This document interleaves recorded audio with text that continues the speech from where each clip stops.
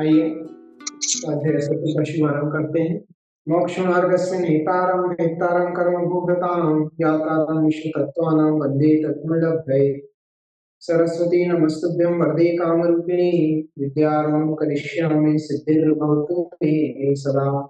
अनंतानंद सिद्ध परमेष्ठी भगवान की जय। आदि ब्रह्म आदिनाथ भगवान की जय। आदि गुरु शांतिनाथ भगवान की जय। पार्श्वनाथ भगवान की जय। द्वादशांग जनानी माता की जय। समस्त गणधर भगवान की जय। समस्त पूर्वाचार्य गुरुदेव की जय। आचार्य उमा स्वामी गुरुदेव की जय। चारि चक्रवर्ती आचार्य शांति सागर जी गुरुदेव की जय। आचार्य श्री कुंथु सागर जी गुरुदेव की जय। आचार्य श्री कनक नंदी जी गुरुदेव की जय। आचार्य श्री गुप्ती नंदी जी गुरुदेव की जय। तत्वार्थ ग्रंथ की जय। विगत सत्र में 7वें अध्याय को प्रारंभ किया था। अब आज अगले सूत्र की ओर हम चलेंगे। तीसरे अक्षर व्रत की भावनाओं के बाद चौथे ब्रह्मचर्य की 5 भावनाएं कौन सी है, ऐसी जिज्ञासा होने पर आगे का सूत्र कहते हैं। सूत्र क्रमांक 7 सूत्र उच्चारण की ओर आइए। स्त्री राग कथा श्रवण तन मनोहरांग निरीक्षण पूर्वरतानु स्मरण वृश्येष्ट रस स्वशरीर संस्कार त्यागाः पंच। स्त्री राग कथा श्रवण तन मनोहरांग निरीक्षण पूर्वरतानुस्मरण वृश्येष्ट रस स्वशरीर संस्कार त्यागाः पंच। ये 5 भावनाएं ब्रह्मचर्य व्रत की है। संधि विग्रह स्त्री राग कथा श्रवण तन मनोहर अंग निरीक्षण प्लस पूर्वरत प्लस अनुस्मरण प्लस वृश्येष्ट रस स्वशरीर संस्कार त्यागा पंच। सूत्र का अर्थ बता रहे हैं। स्त्री राग कथा के श्रवण का त्याग, उन स्त्रियों के मनोहर अंगों को देखने का त्याग है ना। स्त्री के लिए पुरुष लगा लेना, पुरुष के लिए स्त्री लगा लेना है ना।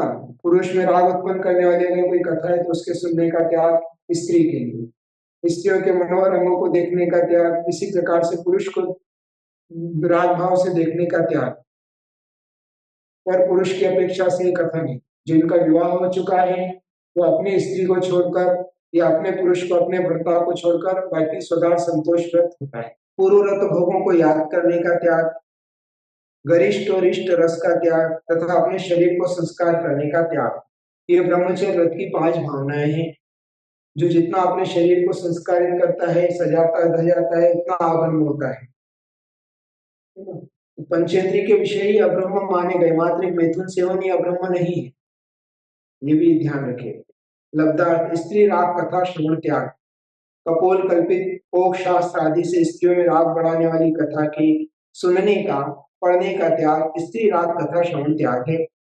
तन मनोहरांग निरीक्षण त्याग, उन स्त्रियों के मन को हरण करने वाले विचलित करने वाले अंगों के दृश्यों को टीवी ब्लू फिल्म प्रत्यक्ष आदि में देखने का त्याग तन मनोहरांग निरीक्षण त्याग। पूर्व रतान स्मरण त्याग, संसार सुख के अनुभूत दृश्य एवं क्रियाओं को याद कर करके मन इंद्रियों को उत्तेजित करने का त्याग पूर्व रतान स्मरण त्याग है।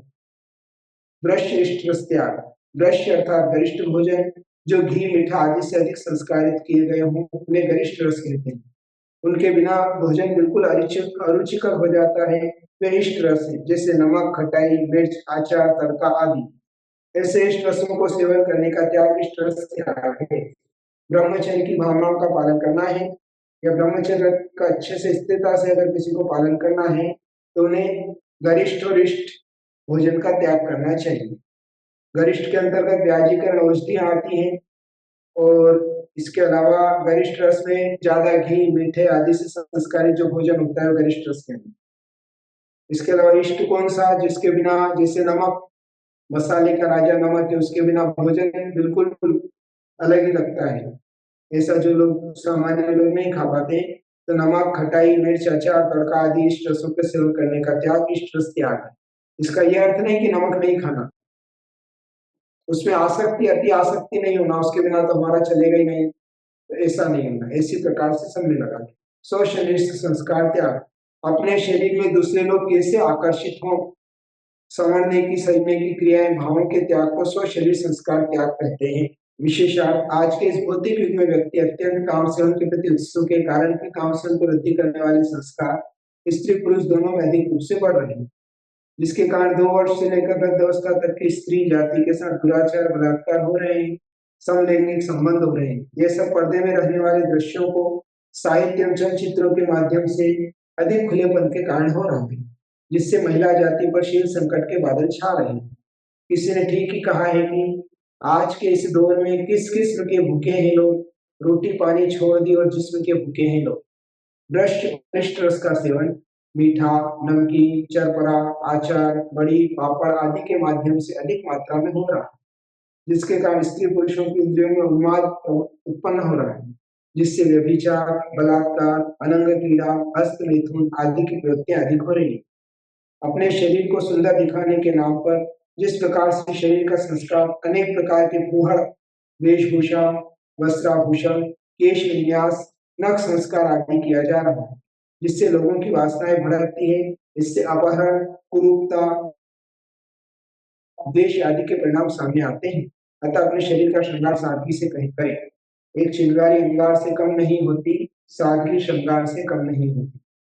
और ये सादगी तो श्रृंगार से कम नहीं होती। आज बिना श्रृंगार किए भी एक कारिका माता जी सफेद साटिका में कहीं मार्ग से निकलती तो सभी लोग उनको देखने लग जाते। और माताएं कितने ही श्रृंगार करके जाए तो भी कोई उसको लगता है सब देखने पर कोई उसको देखता नहीं, सब अपने अपने को दिखाने में लगे हुए।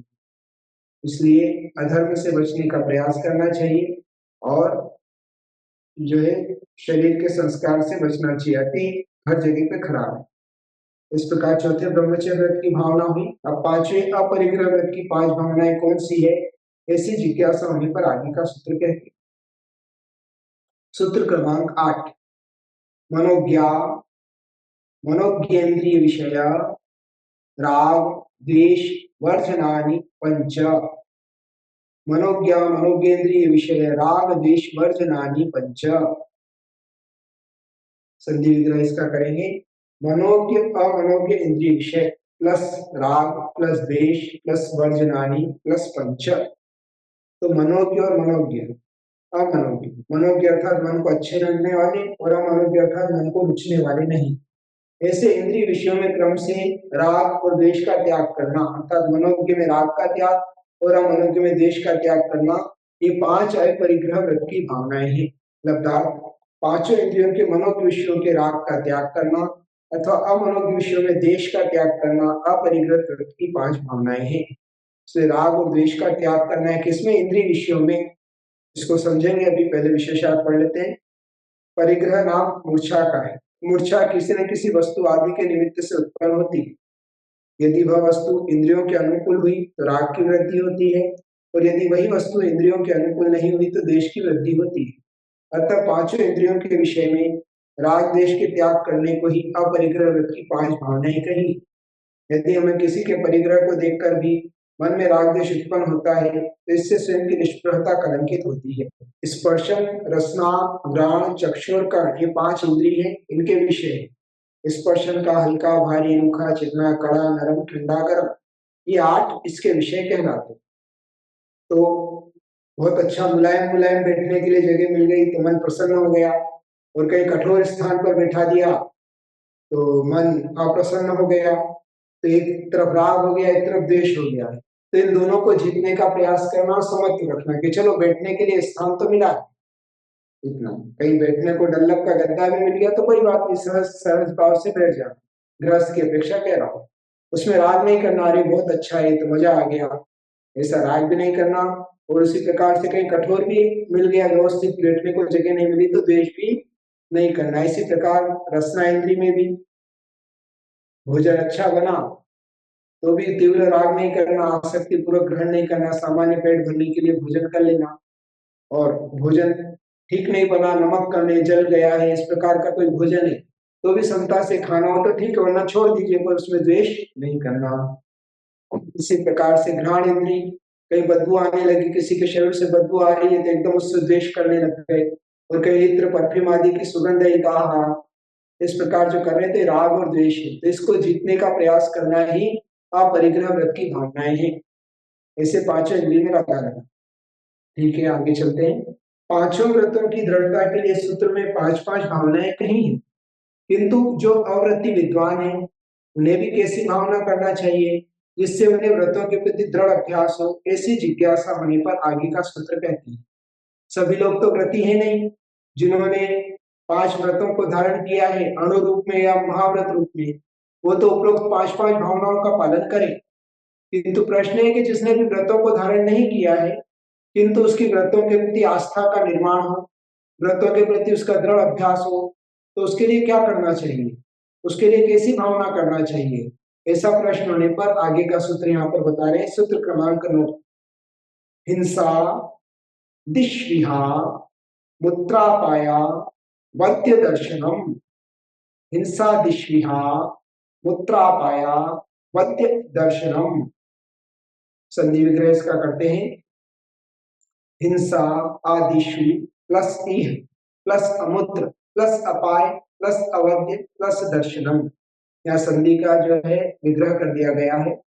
हिंसा दी, तो हिंसा में भी अ था और इधर भी था, तो समाना सवर्णी दीर्घ मतलब आ और आ में मिलाने पर आ ही बनता है, तो हिंसा आदिशु, और इधर श का ई हो गया था, है ना। ई वर्णो यम सवर्णी न च परलोप्य, इस सूत्र के माध्यम से आदिशु हिंसा आदि में इह और अमूत्र, इह में भी आ था और इधर अमूत्र में भी आ था, तो दोनों का मिलकर अ प्लस आ हो गया, इहा हो गया। इहा में से अ निकलने पर इह, फिर अमूत्र, फिर इधर मुत्रा में भी आ था और अपाय में भी आ था, तो अ मिलकर आ हो गया, तो अमूत्र और अपाय अवध्य दर्शनम। इस प्रकार से संधि विग्रह किया गया। सूत्रार्थ है, हिंसादि पांच पापों में ऐहिक मतलब ये मतलब ऐहिक इस लोक संबंधी और अमूत्र अर्थात परलौकिक परलोक संबंधी अपाय और अवध्य का दर्शन चिंतन करने योग्य है ना। इसको अभी आगे अपन बताते हैं। अपाय और अवध्य दोनों प्रकार के पाप हैं। तो स्वर्ग और मोक्ष की प्रायोजक क्रियाओं का विनाश करने वाली प्रवृत्ति हिंसा आदि पांच पाप है। तो स्वर्ग और मोक्ष दोनों का नाश करती है पांच पाप, हिंसा झूठ चोरी कुशील और परिग्रह। ये पांच प्रकार के पाप हमारे लिए स्वर्ग और मोक्ष दोनों का नाश करते हैं, अर्थात मोक्ष का अपाय होता है, अभाव होता है, अपाय अर्थात अभाव, और अवध्य अर्थात गर्हा निंदा, अर्थात इस प्रकार के पांच प्रकार के जो पाप करता है लोक में निंदा के पात्र बनते हैं। आप देखिए मीडिया में आदि में कितना ही चलता ही रहता होगा, कभी न कभी अखबार में भी आज उसने ये पाप किया, आज उसने ये पाप किया, फलाने ने किया, तो लोग अरे बड़ा दुष्ट है, बड़ा खराब है, उसकी निंदा होती है, उसकी इज्जत खराब हो जाती है। तो इस प्रकार से तो अपाय और अवध्य अर्थात अपाय अर्थात स्वर्ग और मोक्ष का अभाव होता है हमारे लिए। जितना पांच पापों को करते हैं उतना स्वर्ग के सुख और मोक्ष के सुख से वंचित होते चले जाते हैं, और ये तो होता ही है। साथ में दूसरा क्या नुकसान है, तो निंदा होती है, लोक में निंदा के पात्र बनते हैं, हंसी के पात्र बनते हैं। ऐसे इन दोनों को पापों में देखकर भावना करना चाहिए, अर्थात पांच प्रकार के पाप करने से हमारे लिए अपाय और अवध्य होता है, ऐसी बार बार भावना करनी चाहिए। इस प्रकार की बार बार भावना करने से हम पाप से बचते हैं। विशेषांक हिंसा में भावने योग्य भाव, हिंसा निरंतर बेचैन रहता है, सदा वैर को बढ़ाता है, इस लोक में वध बंध और क्लेश आदि को प्राप्त होता है, तब परलोक में अशुभ गति को प्राप्त होता है, और हिंसा लोक निंदनीय भी है, अतः हिंसा का त्याग करना श्रेयस्कर है। इस प्रकार भाव करना चाहिए कि हिंसा जो करता है निरंतर बेचैन रहता है और हर प्राणी से उसका वैर बढ़ता चला जाता है, और इसी लोक में परिणाम स्वरूप वध बंधन क्लेश आदि को प्राप्त होता है, और परभव में भी अशुभ गति को प्राप्त होता है, तो लोक में निंदा भी होती है, इसलिए हिंसा का त्याग करना चाहिए। इसी प्रकार झूठ में असत्यवादी का कोई श्रद्धा नहीं करता, अरे मैं झूठ बोलूंगा कोई मुझ पर विश्वास नहीं करेगा। इस लोक में जीवा छेदन आदि दुख कई घटनाएं इसी पुराण ग्रंथों में मिलती है कि उसके असत्यवादी होने के कारण राजा ने उसकी जिह्वा कटवा दी, तथा असत्य के कारण वीर बनने से बहुत आपत्तियां होती है। घर के लोग भी झूठे व्यक्ति पर विश्वास नहीं करते, परलोक में शुभ गति होती है। इस प्रकार बार बार चिंतन करने से झूठ बोलने से बचता है, और अगर झूठ बोलने का त्याग किया, असत्य का त्याग किया, तो धीरे धीरे उसकी भावनाएं सत्य को धारण करने की होती है, फिर वो व्रतों को धारण कर लेता है।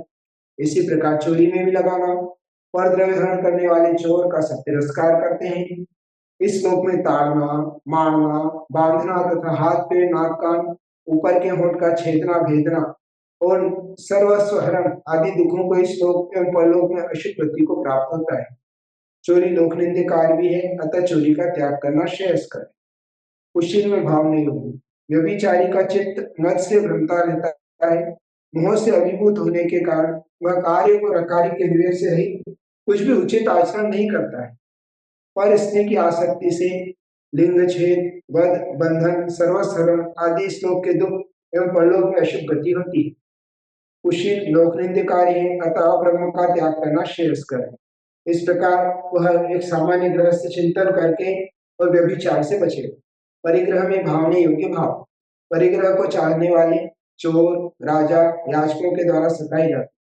जिसके पास परिग्रह होता है उसको हमेशा चोर का भय बना रहता है, कोई लूट कर नहीं ले जाए। राजा भी उसके पास और याचक लोग भी उससे मांगते रहते हैं और राजा भी उसके पास मतलब हमेशा अपेक्षा रखता है या फिर दंड देता है या किसी न किसी प्रकार से धन संपदा का हरण करने का प्रयास करता है।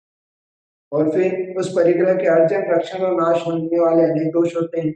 उसको कमाने में परिग्रह को एकत्रित करने के लिए अर्जन करना पड़ता है और उस अर्जन के लिए भी बहुत प्रकार के पाप होते हैं। उसका रक्षण करने के लिए, उसके रक्षण करने के लिए भी दिन रात चिंता और भय सताती रहती है। जैसे बैंक में है तो बैंक डूब तो नहीं जाएगा, मैं इस बैंक में पैसा जमा करूं या नहीं करूं, कहीं सफर भी कर रहे हैं तो कोई मेरा लूट ना ले। जैसे अभी मैंने कार का उदाहरण तो दिया ही है। तो सब ऐसे हर प्रकार के परिग्रह में हमेशा समस्या बनी रहेगी। लोकातिरेक के कारण कार्य और अकार्य का विवेक नहीं रहता है। अधिक लोभी जीव दुर्गति का पात्र बन जाता है, परलोक में अशुभ गति को प्राप्त करता है। इस लोक में यह लोभी है ऐसा कहकर उसका तिरस्कार भी होता है, अतः परिग्रह का त्याग करना श्रेयस्कर है। इस प्रकार सामान्य व्यक्ति जो व्रती नहीं है उससे भी इन 5 भावनाओं का पालन करने के लिए इस प्रकार का विचार करना चाहिए। संसार में कुछ लोग हिंसा आदि के कार्यों से सुखी और संपन्न देखे जाते हैं, अतः उनकी देखा सीखी कुछ लोग हिंसादिक कार्य को अच्छा समझते हैं। अतः ऐसे लोगों की जिज्ञासा का समाधान करने के लिए आगे का सूत्र कहते हैं। आजकल बहुत सारे लोग संसार में, अरे ठीक है क्या हो गया, वो भी तो कर रहा है, सबका चलता है, इतना कोई देखना नहीं पड़ता है, इस प्रकार से चिंतन कर लेते हैं, पर ये सर्वथा गलत है। उसके लिए आचार्य यहाँ पर सूत्र दे रहे हैं, छोटा सा सूत्र है, 10 क्रमांक 10। दुख मेव वा, दुख मेव वा, संधि विग्रह दुखम एव वा, अथवा मतलब ऊपर जो कही 5 भावनाएं और उसके अलावा और क्या भावना करना है, दुखम एव वा, दुख रूप ही है, अर्थात हिंसादिक दुख ही है। हिंसा, झूठ, चोरी, कुशील, परिग्रह दुख ही है, उससे कभी हमारे लिए सुख की प्राप्ति नहीं हो सकती है। लब्धार्थ, हिंसादिक दुख के कारण होने से दुखी है, क्योंकि दुख का कारण होने से हिंसादिक को ही दुख कहा है। जैसे अन्न वे प्राणाः, अन्न ही प्राण है। यहाँ पर अन्न प्राण धर्म का कारण है, किंतु कारण में कार्य का उच्चार करके अन्न को ही प्राण कहा है। इसलिए कारण में कार्य का उच्चार करके अन्य वस्तु को भी अन्य रूप कहा जा सकता है, क्योंकि अन्न प्राण रक्षण का कारण था और अन्न के द्वारा प्राण रक्षण का कार्य हो रहा था, तो दोनों कारण में कार्य का उच्चार करके अन्य को ही प्राण कह दिया।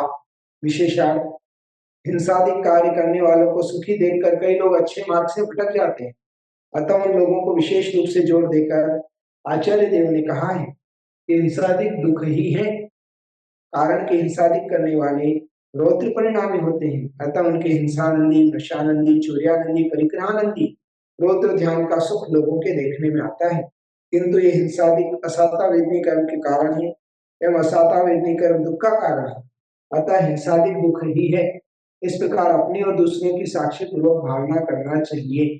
कहने का तात्पर्य है कि इस प्रकार हिंसादिक कार्यों से हमने स्वयं कितना कष्ट उठाया है, दूसरा भी कितना कष्ट भोगता है, ऐसी भावना करने से हिंसादिक पापों से विरक्ति होती है। फिर यहाँ प्रश्न होता है कि जैसे कई लोग जिज्ञासा करते हैं कि आज जो बहुत ज्यादा पाप कर रहे हैं तो भी उनके बड़े बड़े बंगले हैं, बड़ी बड़ी गाड़ियां हैं, फैक्ट्रियां चल रही हैं और ऐश आराम में घूम रहे हैं, सांसारिक सुख उन्हें सब प्राप्त है, और एक जो धर्मात्मा है बहुत धर्म कर रहा है तो भी उसे सुख प्राप्त नहीं हो रहा है, इसका क्या कारण है? तो इसका कारण पूर्व पर्याय में किए गए कर्म है।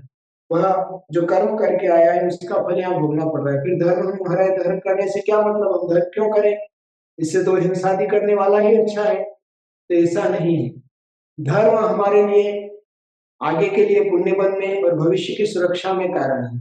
और धर्म दुख के समय हमारे लिए संबल प्रदान करता है। अगर ऐसे ही धर्म सब करने लगे तो आप तो खूब पाप करें और जाकर भगवान की पूजन कर लें, तो सारा पाप नाश हो जाएगा। अगर ऐसा ही मानेंगे तो फिर सजा किसको मिले? तो ऐसा नहीं है। धर्म करने से पाप कर्म हल्का तो होता है, किंतु जो कर्म किया है उसका तो न्याय होना ही चाहिए। धर्म कभी अन्याय नहीं करता है।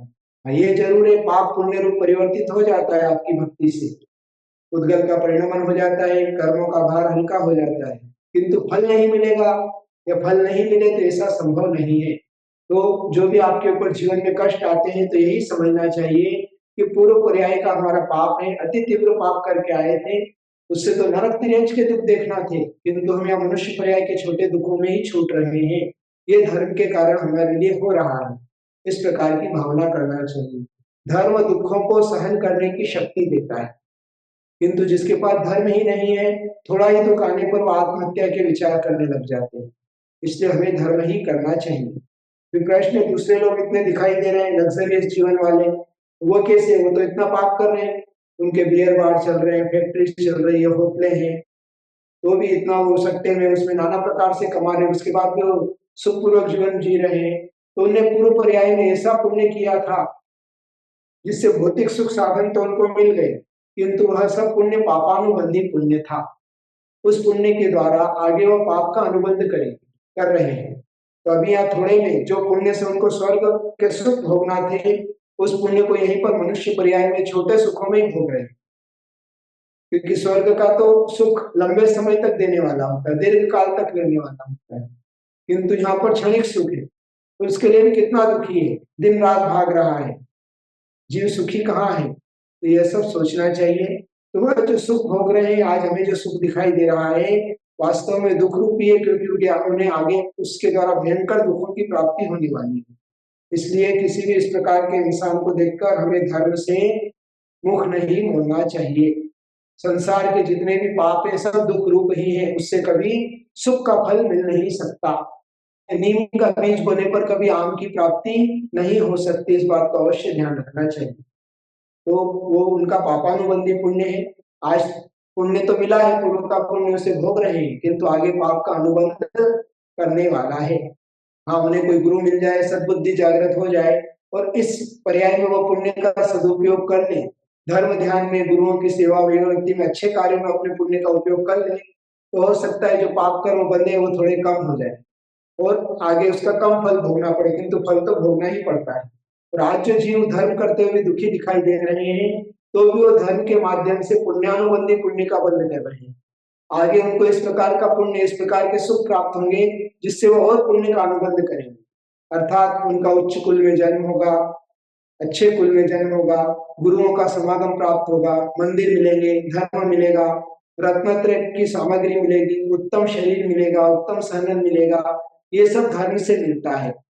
धर्म और गुरुओं पर की गई सेवा और दान से इस प्रकार का भविष्य में हमारे लिए पुण्य संचित होता है। इसलिए कभी भी धर्म को छोड़ना नहीं और धर्म से जो दूर जाना नहीं। ये 5 प्रकार के पाप दुख रूप ही हैं, दुख ही हैं, इस प्रकार आचार्य ने इस सूत्र में बताया। कोई तो इस विषय को अच्छे से समझिए। 4 प्रकार का पुण्य होता है, सामान्य से कथन है, समझने के लिए कथन है। 4 प्रकार के मतलब है। एक तो पापानुबंधी पाप, ऐसे पाप का उदय उससे और पाप का बंध वह जीव कर रहा है, पापानुबंधी पाप है। एक पुण्यानुबंधी पाप, दूसरा मतलब पुण्य का उदय चल रहा है, पाप का उदय चल रहा है किंतु पुण्य का अनुबंध कराने वाला है। ऐसा विचारों को मैं उदाहरण से समझा दूंगा। तीसरा है पुण्यानुबंधी पुण्य और चौथा है पापानुबंधी पुण्य। सबसे पहला पापानुबंधी पाप, इसको समझते हैं। पूर्व पर्याय के पाप कर्म के उदय से दरिद्र कुल में उत्पन्न हुए, खाने पीने को अच्छा नहीं है, रहने को घर नहीं है, जिंदगी में परेशानी परेशानी, रोग है, बीमारी है, संकट है, कष्ट ही कष्ट, पत्नी के साथ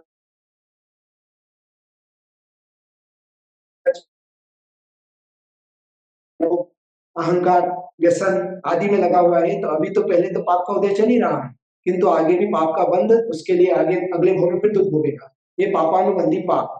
दूसरा है पुण्यानुबंधी पाप, पाप कर्म के उदय से दरिद्र कुल में पैदा हुआ है, दान और धर्म करने के लिए ज्यादा पैसा नहीं है, धन नहीं है, फिर भी भावनाएं अच्छी हैं, गुरु मिले तो दान तो नहीं करता, किंतु गुरु के साथ पैदल विहार में चल लिए, वही आवृत्ति को आ गए। कोई दान दे रहा है तो उसकी अनुमोदना कर दी, पूजा की अनुमोदना कर दी, भगवान आदि का अभिषेक कर लिया। भले वो सवाल नहीं ले रहा, बोली नहीं ले पा रहा है, तो भी अपनी शक्ति के अनुसार पाप कर्म का उदय है। कोई बहुत ज्यादा पैसा नहीं है, गरीबी है, फिर भी भावनाएं अच्छी हैं और धर्मात्माओं की सहायता कर रहा है, उनकी मन मतलब धन के द्वारा तो नहीं, किंतु तन और मन से वो मदद कर रहा है, तो ये सब आगे उसके लिए पुण्य का अनुबंध कराने वाला पाप है। तीसरा है पुण्यानुबंधी पुण्य, जिससे पुण्य का अनुबंध तो अभी हुआ है, अच्छा लग्जरियस जीवन है, किंतु फिर भी अपनी संपदा को दान में, धर्म में, गुरुओं की सेवा में वह खर्च कर रहा है, तो पुराने पुण्य का फल तो भोग ही रहा है। ऐशो आराम का जीवन, लग्जरियस जीवन तो है ही, किंतु उसके बाद भी धर्म को उसने छोड़ा नहीं, आगे और धर्म के मार्ग में लगा हुआ है, और उस जो प्राप्त हुआ है तन मन धन, उसको और धर्म के क्षेत्र में लगाकर अपने भविष्य को सुरक्षित कर रहा है। यह होता है पुण्यानुबंधी पुण्य।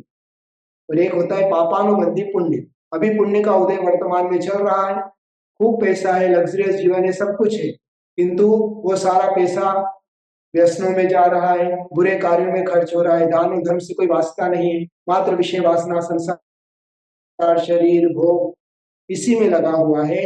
तो यह जो है आगे पाप का अनुबंध कराने वाला पुण्य है। उस पुण्य का यही फल वो भोग रहे हैं, और आगे जाके उनको दुर्गति आदि में दुखों को ही देखना है। ये चार प्रकार की कैटेगरी होती है। इसलिए जो व्रती है उन्हें तो पांच पांच भावनाएं करना ही चाहिए, किंतु जो व्रती नहीं है उन्हें भी समझना चाहिए कि पंचेंद्रिय के विषय या पांच पाप दुख रूप ही है, दुख ही है, सुख नहीं है। इसलिए संसार में रहते हुए उन्हें आसक्ति पूर्वक नहीं भोगना, राग द्वेष पूर्वक नहीं भोगना, सामान्य से जीवन को चलाने के लिए उन विषयों का सेवन करें। या जिस प्रकार से औषधि, रोग आने पर औषधि का सेवन किया जाता है, कोई दवा को खाना अच्छा नहीं समझता, भोजन के समान दवा को खाना कोई पसंद नहीं करता, सभी चाहते हैं दवा जब कब जल्दी छूट जाए। उसी प्रकार इन पंचेंद्रिय के विषयों को दवा के रूप में सेवन करना चाहिए अपना जीवन चलाने के लिए, कि मेरे असाता वेदनी कर्म का उदय है, इसलिए मुझे भूख लग रही है, मुझे रोग हुआ है, या सामान्य, इस प्रकार से हमें चलना चाहिए। तो हमारा आगे का भविष्य जो है वह अच्छा है, उज्जवल है। वरना आज जो प्राप्त हुआ है उसे इंद्रिय विषयों में, भोगों में लगा दिया, कुछ भी त्याग नहीं कर पाए, तो अगला भाव आपके लिए दुखदायी रहेगा। पांच पाप, हिंसा आदि पांच पाप, और ये सब दुख रूप ही है, ये हमेशा बार बार चिंतन करना चाहिए। इस प्रकार की भावना करने से हिंसात्मक पापों से हमारे लिए विरक्ति होती है। तो इस प्रकार समझने का प्रयास किया।